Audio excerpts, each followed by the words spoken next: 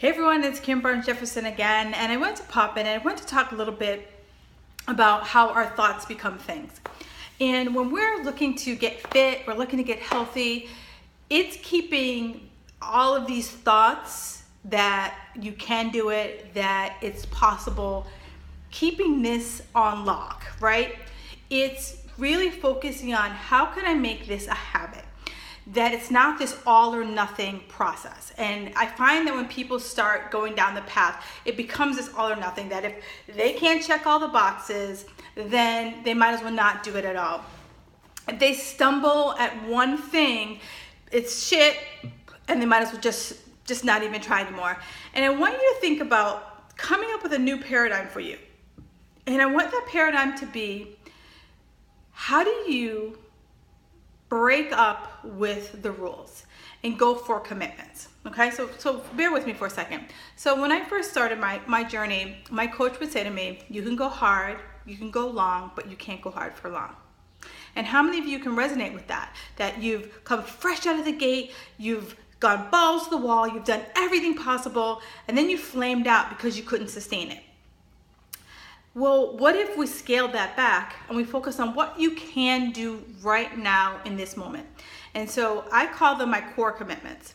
And my core commitments really haven't changed in a long time.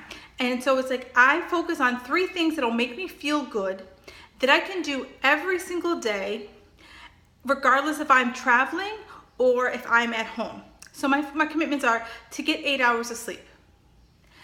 My other commitment is to eat a big ass salad every day at lunch, and it's to move my body at least 30 minutes a day.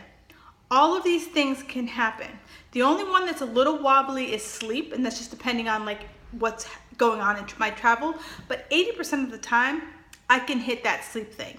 So it's about that. It's coming up with what are your commitments? What are you committed to yourself?